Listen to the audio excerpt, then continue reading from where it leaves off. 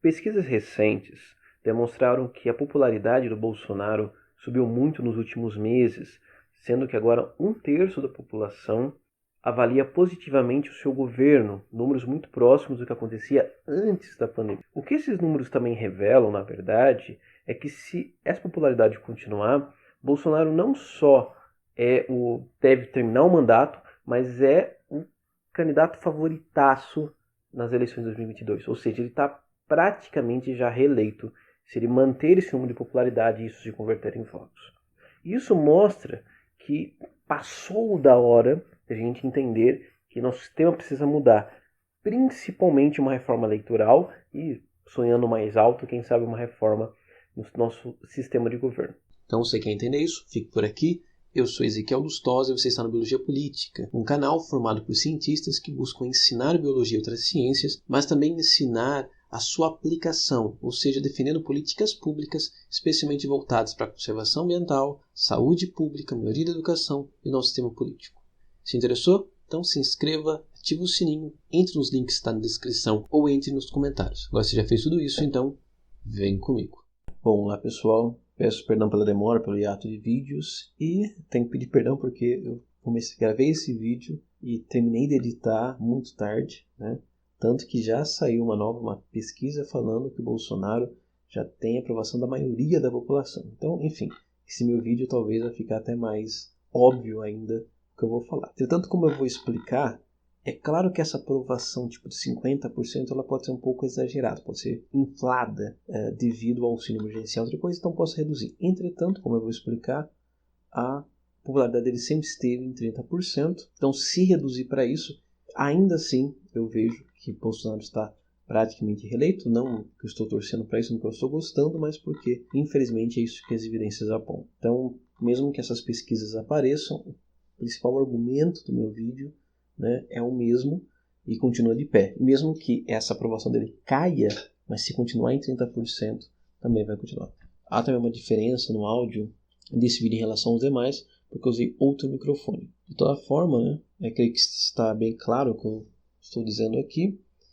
E se não gostar, enfim, nos outros vídeos você vai encontrar uma qualidade melhor. Bom, olá pessoal, eu tinha um monte de vídeo que eu queria gravar, mas esse é o tema do momento, eu estou com os problemas técnicos, então acho que é melhor falar sobre esse tema hoje. Mas só para também deixar claro, eu sei que muitas pessoas têm ainda dúvidas e tal sobre pesquisas, mas eu quero lembrar que, por exemplo, pesquisas eleitorais, que é diferente de uma avaliação de um governo, elas normalmente erraram porque a maioria do eleitorado brasileiro, e creio provavelmente no mundo todo é assim, toma decisões na última semana e às vezes no dia da eleição. Então, pesquisas feitas 1 mês, 2 meses, 1 ano antes de eleições, muitas vezes não significam absolutamente nada. Tudo pode mudar dentro desse tempo, ok? Então, é bem diferente de agora, porque a gente está falando de avaliação de um governo, e em outros anos, a maioria dos presidentes que se candidataram à reeleição, eles conseguiram um número de votos muito parecido com o que tinham de avaliação positiva. Além disso, nessa pesquisa, o número de pessoas que votam nulo ou não souberam responder, ou coisa assim, são pouquíssimas, é menos de 5%. Então, é bem diferente, por exemplo, de uma eleição real, em que há muitas pessoas que não votam nulo, e então você tem uma distorção muito grande que eu vou já comentar sobre isso. Então, assim, é bem provável que o Bolsonaro, se ele terminar o mandato, e deve, com um nível de popularidade tão alto, e também como eu já disse ali, ao centrão, e ele não só vai terminar o mandato, como ele tem chances totais de ser reeleito. E eu não quero hoje discutir a natureza desse aumento de popularidade. Eu não concordo que seja só pelo auxílio emergencial. É claro que muito, principalmente no Nordeste e nas classes mais baixas, sim, isso provavelmente está pesando muito. E é claro, você pode falar assim, mas se for isso, então quando acabar o auxílio emergencial, e se não for substituído pela Renda Brasil, coisa parecida, então ele vai perder a popularidade dele? Pode ser, pode não ser, e mesmo que isso aconteça, mesmo antes do auxílio emergencial, bem no começo do auxílio emergencial, a popularidade dele nunca ficou muito abaixo de 30%, o que ainda, o que eu vou apresentar aqui, que é o argumento principal, dá no mesmo. Okay? Então, assim, E isso explica, inclusive, até porque quase todos os presidentes que se candidataram à reeleição no Brasil foram reeleitos. Ok? Então, isso é bem... mostra bem como funciona o sistema brasileiro, que ele muito referencia o governo passado, com raras exceções, é claro, quando o cara não sofre impeachment. Mas bem, o que eu quero apresentar aqui é o quê? Que matematicamente, fazendo uma análise puramente matemática, dá para você ver nitidamente isso. Bolsonaro vai terminar o mandato, muito provavelmente, e vai ser reeleito, se continuar dessa forma. Okay? Por quê? Como eu falei, numa eleição real, muitas pessoas não votam, em torno de 30%. Então eu vou até dar uma dica para vocês. Eu vejo sempre nas eleições, tem candidatos que dizem assim, olha gente, não liga para as pesquisas e tal, porque as pesquisas dizem que 50% da população não sabe o que é votar, né, tá indeciso e tal. Bom, se um candidato ele fala uma coisa dessa, ele está tentando te enrolar, porque a grande verdade é que esses 50% provavelmente não vão votar, ok? Pelo menos só mais a metade delas não vão votar ninguém. Okay? Então se ele quiser lutar por 20% disso daí, ele está sendo realista. Se não, se ele está pensando que dá para ter esses 50% aí, ele está se auto-iludindo, ok? Isso a nível nacional. A nível municipal, às vezes, esse número é bem maior que 30%. Isso não é uma coisa normal aqui no Brasil. Okay? Isso é uma coisa no mundo, em qualquer democracia assim. Okay? Inclusive, eu sei que muita gente usa esse argumento até para acabar com o voto obrigatório. Eu me preocupo um pouco com esse argumento porque sem voto obrigatório, muito provavelmente isso facilitaria demais fraude eleitoral. Né? Porque eu posso ser prefeito, colocar um policial na rua para não deixar ninguém votar, esconder a urna e falar que a pessoa não quis votar. Ou eu posso, sei lá, a pessoa não vai votar e eu mandar alguém usar o nome dela para lá e votar na hora. Mas enfim, isso é outra discussão. O ponto é, então, normalmente uma eleição presidencial, só 70% do eleitorado vota. E é que tá. Então, para você ser eleito presidente, então se você um dia quiser se candidatar, aprenda isso. Você não precisa de 50% mais um. Você precisa de 35% mais um. Então, acho que você já entendeu. Né? Se o Bolsonaro tem em torno de 37% de aprovação, se quase tudo isso virar a intenção de votos, virar voto, seja no primeiro turno ou no segundo turno, ele já está eleito, ok? E mesmo que não seja tudo, mas se ser a maior parte, sei lá, 20%, ele já está no segundo turno, ok? E principalmente, né, o outro candidato terá que ter uma grande capacidade de retórica, de unir visões e forças diferentes para poder ter todos o resto dos votos possíveis. Ou fazer o milagre das pessoas que não votam votarem. O que é bem difícil, como eu falei, isso vai ser bem ingênuo de que isso vai acontecer. E é claro, isso repetiu uma coisa interessante, né? Por que, por exemplo, o PT ficou tanto tempo no poder, sendo que a partir da Dilma a popularidade do partido caiu muito? Porque você não tinha no antipetismo uma unidade, você tinha só um ódio ao PT, não vou entrar aqui quais motivos, né? Mas você tinha muitas pessoas que não gostavam do PT, mas elas não conseguiam se unificar porque elas não gostavam por motivos diferentes. A mesma coisa agora. Há muitas pessoas que não gostam do Bolsonaro por motivos diferentes. Há um Ciro, há um Maia, há um Huck, há um Amoedo, enfim, são pessoas completamente, um Moro, enfim, né? Há pessoas completamente diferentes que, inclusive, não gostam uma da outra. Então, muito provavelmente vai ser difícil alguém conseguir ter todos esses votos de oposição ao Bolsonaro. E assim, muito dificilmente ele vai perder essa reeleição se ele manter esses números, se ele manter essa popularidade algo próximo disso. Okay? Então é aí que está o grande ponto que eu quero discutir aqui com vocês. O ponto é, o sistema majoritário que elege o presidente, senadores e outros membros do executivo, ele, apesar do nome, não apresenta a vontade da maioria. Ele elege representantes da maior minoria, do maior grupo organizado. Porque isso foi uma coisa que eu discuti com uma entrevista que eu fiz lá com o Biosaber, é que não existe um consenso em quase nenhuma população do mundo para qualquer coisa muito profunda, muito detalhada. As pessoas discordam, pensam diferentes. Que existem, no máximo, grupos que têm uma grande concordância ali internamente, às vezes nem tanto assim, às vezes é mais uma questão tribal, mas enfim. Mas há ali uma concordância, maior do que se a gente pegar a maioria absoluta real da população. Então você tem ali partido A, B, grupo X, ideologia tal e tal. Então esses são os grupos. Então o maior grupo organizado numa eleição é que vai vencer na eleição majoritária normalmente. É claro, se não houver ali nenhum trambico ou coisa assim, ou uma distorção, coisa assim. E esse é o grande ponto, né? Eu me lembro que muita gente falava, né, que o Congresso tinha que se submeter ao presidente porque ele foi eleito com 50 milhões de votos, ele pela maioria e tal. Sendo que, primeiramente, a democracia não é fazer a vontade da maioria o tempo todo, senão isso seria uma ditadura. A ditadura faz isso, né? Lá na Rússia, a maioria concorda com Putin na maioria das coisas que ele faz, ok? Então, se fosse isso, não precisa de democracia. Segundo, né, que o presidente ou qualquer membro do executivo ou, né, os senadores não necessariamente representa a vontade da maioria. Muitas vezes representa apenas em torno de 1/3 da população. E às vezes até bem menos que isso, né? Se tratando muitas vezes de uma eleição muito pulverizada, se as pessoas não quiserem votar mesmo de maneira nenhuma. Eu sei que vai ter gente que vai contra-argumentar isso e dizendo, mas quem não votou merece isso, ou quem não votou achava que qualquer um dos dois que iam para o segundo turno já eram bons. Não necessariamente. A gente sabe muito bem que muitas pessoas que não votam porque não confiam, não acreditam, não se conhecem nenhum dos dois candidatos que vão disponer ao segundo turno. Então elas ainda não são representadas, e numa democracia representativa, isso é essencial. Então, essa é a parte engraçada da história. Na verdade, quem representa, ou deveria representar, o todo é o Congresso. Porque no Congresso não é simplesmente a maioria, a minoria maior que vai se eleger ali. Não, são todos os grupos que deveriam ter um representante ali, com alguma proporcionalidade. É claro que pode ter algum nível de distorção.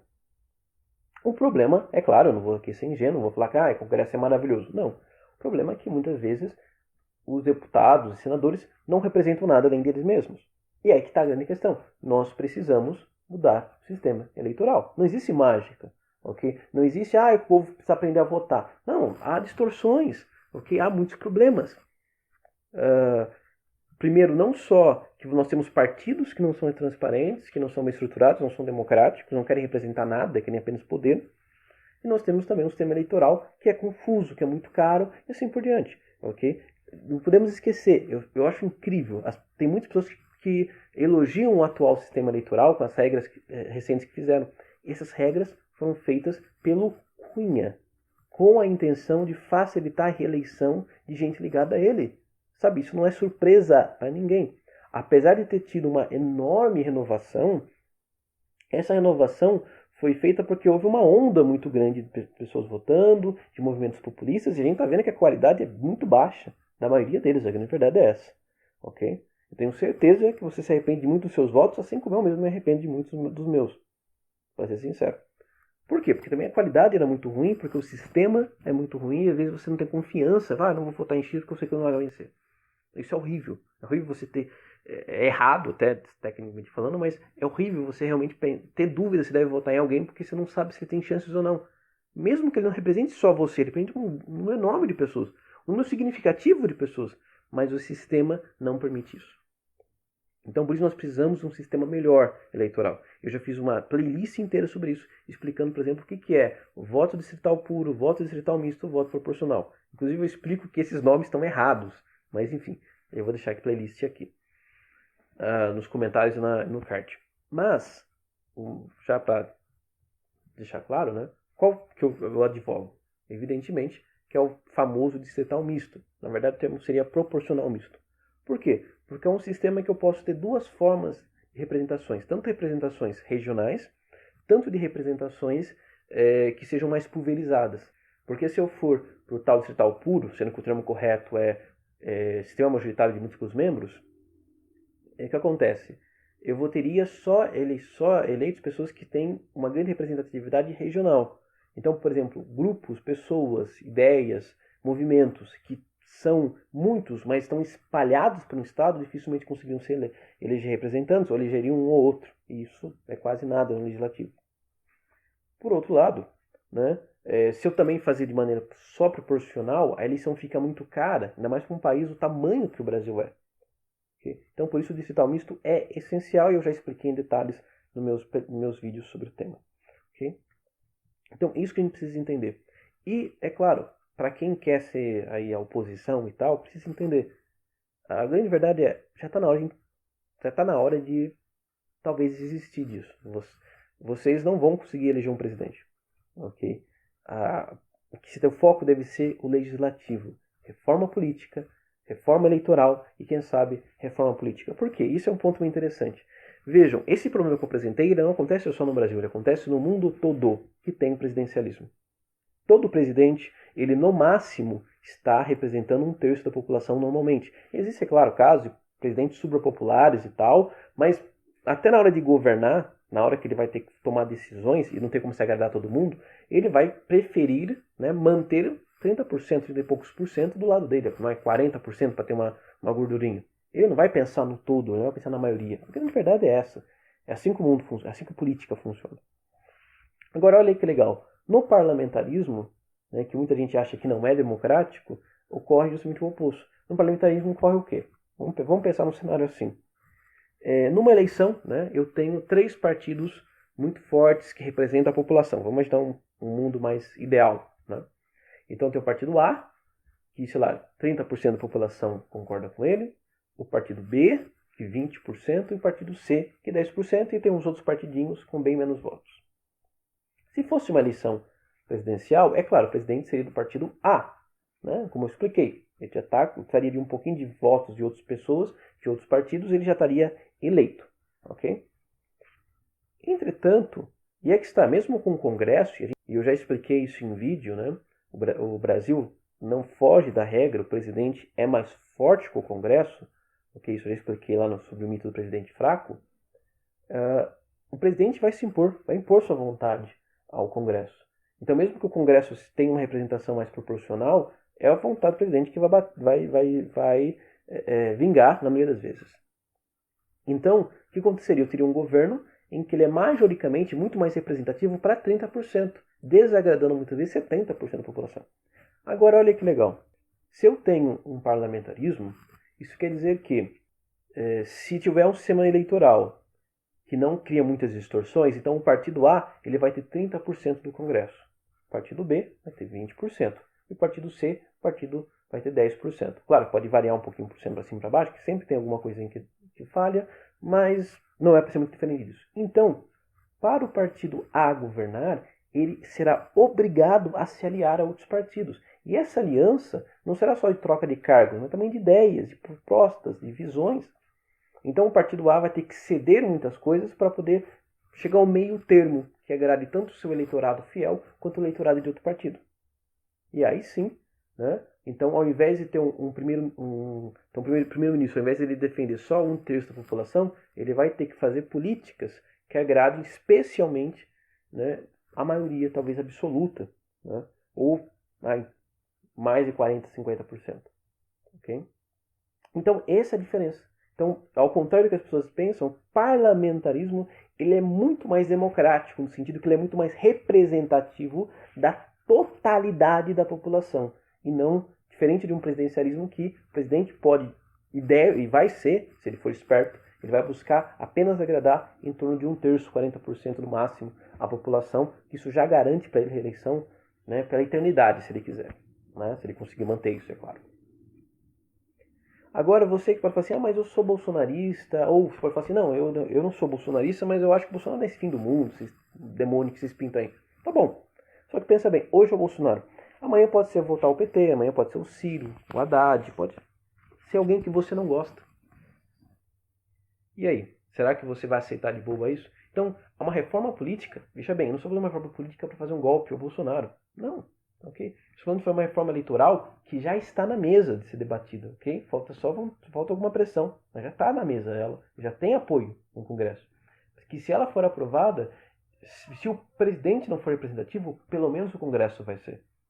E por mais que o Congresso seja mais fraco, o presidente sempre vai ser, ainda assim vai ter alguma voz. Não hoje. Né? Como hoje, que a gente muitas vezes não tem voz nenhuma representativa de fato de boa parte da população.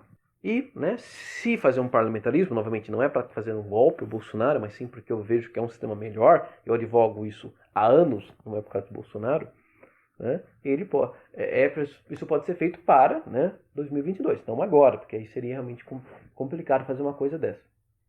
Então, isso, é claro, se a maioria da população ainda quiser o Bolsonaro, dá para você criar um partido bolsonarista, o partido bolsonarista se aliar e colocar o primeiro-ministro, se assim for feito. Né? Mas aí, né, eu duvido que isso daí é muito certo. Mas enfim, isso ainda é possível. Então veja, não é nada aqui de golpe. É simplesmente de querer um sistema melhor para o país. Não só porque ele é mais representativo, mas ele é mais eficiente, como eu já expliquei. Então eu vejo assim, se você, mas principalmente esse vídeo, né, é para quem não está feliz com o que está acontecendo, o que esses números mostram. Então, o que eu te falo é, foque no legislativo, foque em reforma eleitoral, quem sabe reforma política, e foque também, claro, nas eleições que aconteceram agora, as municipais. Agora, porque se você ficar focado em eleger um presidente, desculpe, mas você provavelmente vai se decepcionar novamente.